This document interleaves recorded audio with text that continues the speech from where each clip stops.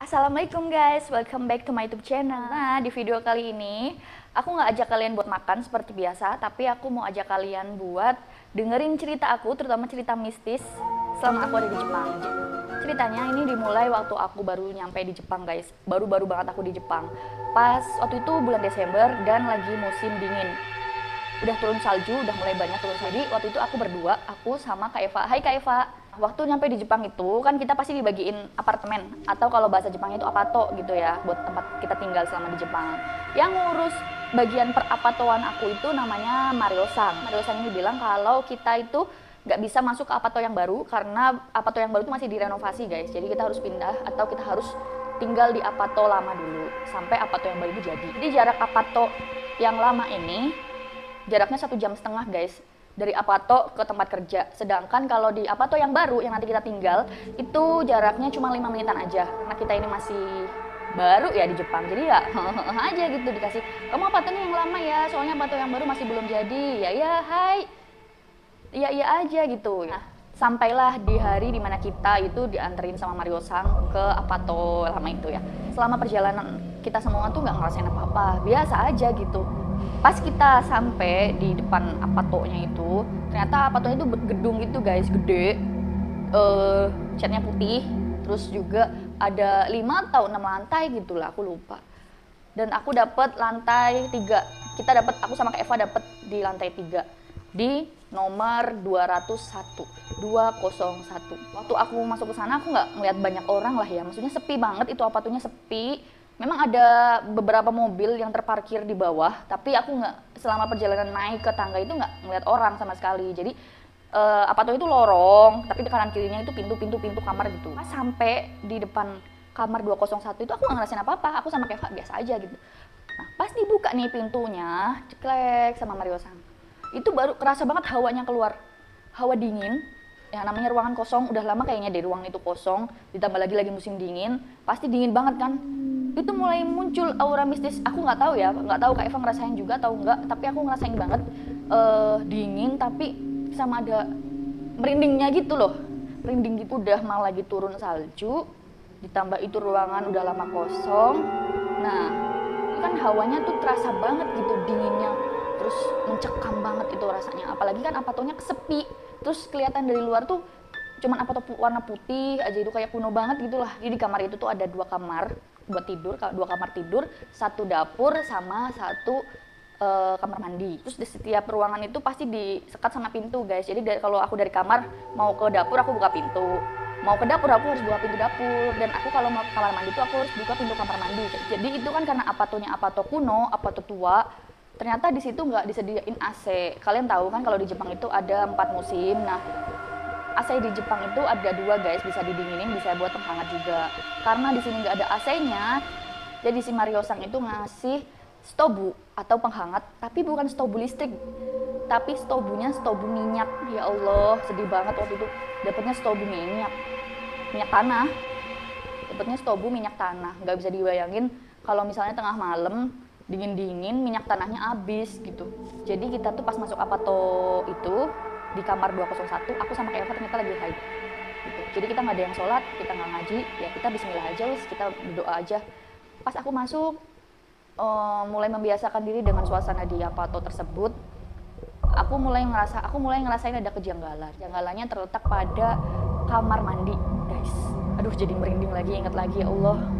Jadi pas aku baru pertama kali nyobain mandi di apato itu, pas mandi aku baru enggak kalau kamar mandi itu nggak ada furobanya atau yang buat ofuroan itu loh, kalau bahasa kitanya itu namanya bathtub ya, bathtub.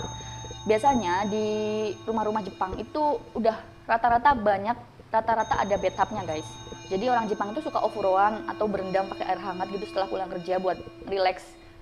Atau aku nggak terlalu ambil pusing banget, cuman kok pas mandi tuh kok nggak ada ofuronya gitu. Aku kalau nyebut ofuro, kok nggak ada ofuroannya, tapi ada bekas kayak dulu dipasangin ofuro tapi dicabut lagi gitu, masih ada semen-semennya gitu. Janggalan kedua itu adalah pas aku lagi mandi kan aku nyalain blower tuh, karena mandi pakai air hangat kan harus pakai blower dong, kalau enggak asapnya kemana-mana, asapnya ngumpul semua.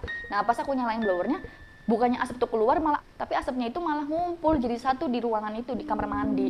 Jadi pengap kan, sesak banget. Aku langsung buka pintunya. Di situ aku aneh, ini blower kenapa kok nggak nyala gitu loh. Maksudnya kenapa blowernya tuh nggak mau nyedot si asap gitu, asapnya air hangat itu, asapnya shower. Tiap hari aku kalau mandi kayak gitu, pintu kamar mandi tak buka karena blowernya itu emang nggak mau nyedot si asap guys. Nggak tahu ya kalau Kak Eva ngerasain kayak aku juga apa enggak. Awalnya nih kita nggak pernah, aku sama Kak Eva itu nggak pernah cerita-cerita gitu loh apa yang kita rasain. Jadi setelah beres mandi, aku sama Kak Eva langsung main ke kamarnya senpai. Jadi kamar senpai kita itu ada di lantai 1, nomor 5. Kita masuk nih ke kamar senpai, aku pura-pura aja masuk ke kamar mandi. Nah, bener kan, kamar mandi senpai itu ada ofuroannya guys, ada bathtubnya gitu. Kenapa kamar kita kok nggak ada bathtubnya? Aku sebenarnya nggak pakai sih, aku nggak mau pakai bathtub itu, tapi kayak yang janggal aja kok. Dulu ada bathtubnya, terus kenapa dicabut bathtubnya gitu loh. Dan juga di setiap lorong itu apa tuh gede banget guys, kayaknya ada berapa ratus kamar gitu, sampai 500 kamar kayaknya deh. Jadi setiap kita mau turun tangga gitu, kita harus ngelewatin lorong yang di kanan kirinya itu pintu-pintu, tapi kita nggak pernah ketemu sama orang. Nah, salah satu senpai kita tuh tanya sama kita, kamu tuh dapat nomor berapa kamarnya kayak gitu. Aku bilang kita lantai 3, nomor 201 gitu. Ada salah satu senpai cowok yang nyeletuk kayak gini, kalian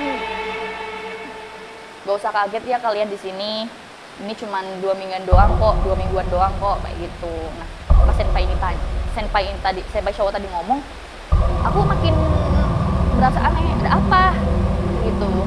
Kok hari berganti aku sama Kak Eva udah mulai membiasakan diri buat tinggal di situ ya guys, karena cuma 2 mingguan doang. Pikir 2 minggu doang ini, bentar lagi juga pindah ke Apato baru.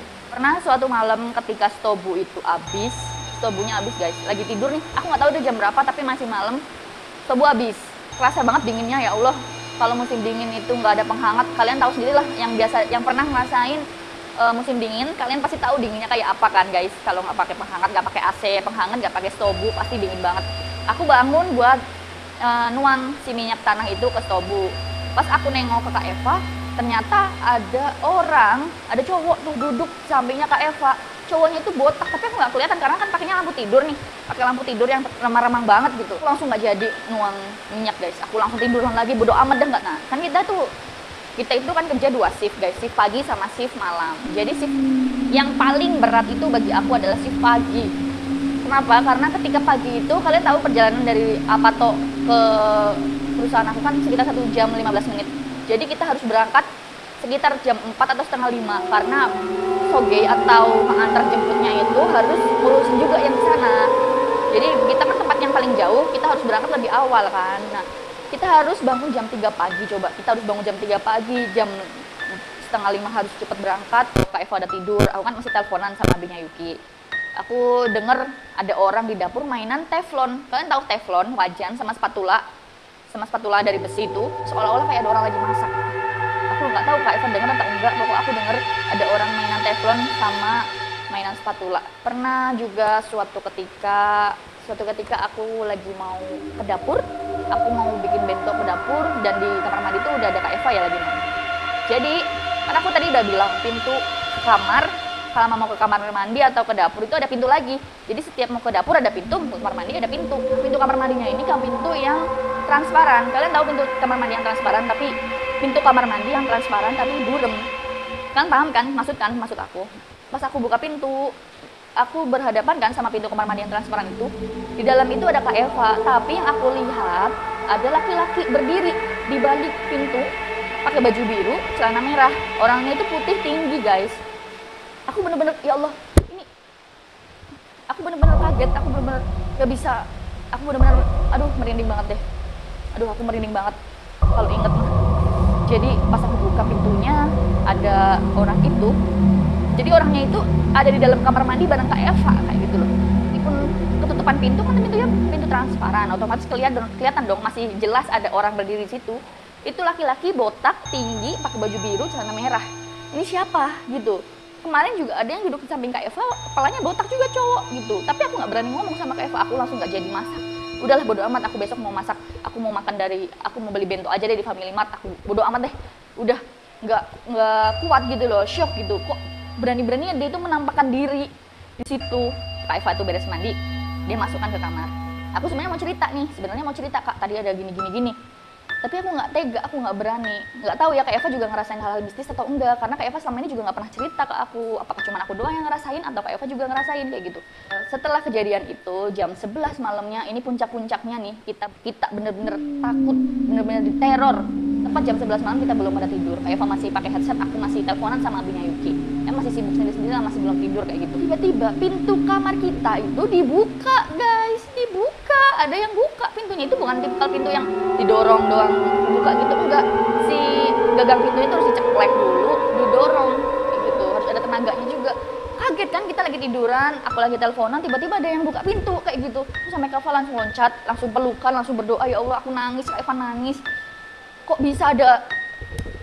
bisa gitu loh. Jadi malam itu kita nggak tidur sama sekali, guys. Kita nggak tidur sama sekali, kita ngerasa diteror banget. Pas jam 2 malam, oke guys, tepat jam 2 malam setelah kejadian pintu dibuka itu, kita nangis-nangis, kita nggak tidur sama sekali. Jam 2 malam itu ada orang mainan hordeng di dapur. Srek. Aduh Kak, ini apa Kak?